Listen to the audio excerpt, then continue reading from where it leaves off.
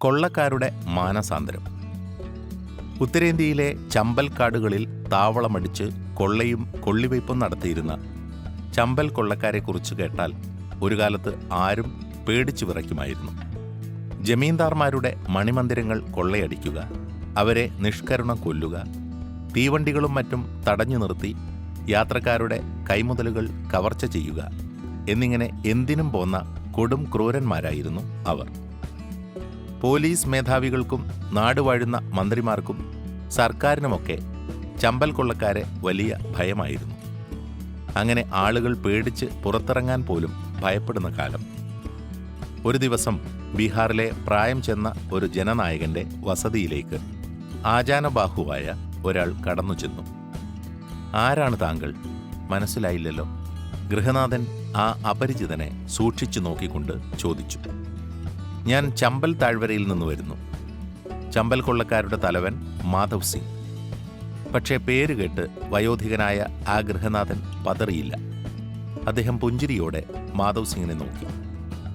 സർക്കാർ അയാളുടെ തലയ്ക്ക് 1.5 ലക്ഷം രൂപ ഇനാം പ്രഖ്യാപിച്ചിട്ടുള്ള വിവരം അദ്ദേഹത്തിന് അറിയാമായിരുന്നു.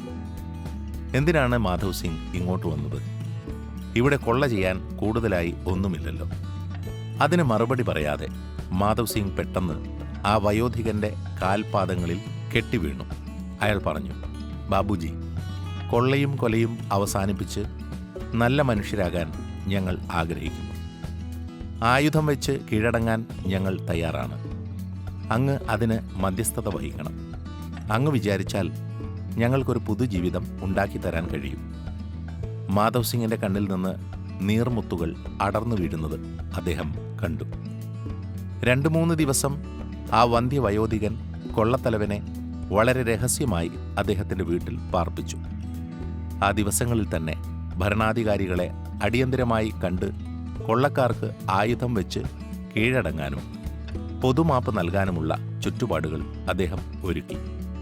അങ്ങനെ ചമ്പൽ കൊള്ളക്കാർ 1972 ഏപ്രിൽ 8-ാം തീയതി ആ മഹാനേതാവിന്റെ കാൽക്കൽ ആയുധം വെച്ച് കീഴടങ്ങി.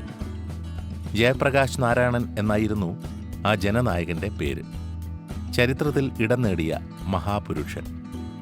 ഒരു നല്ല നേതാവ് എങ്ങനെയായിരിക്കണമെന്ന് ജയപ്രകാശ് നമ്മളെ പഠിപ്പിച്ചു.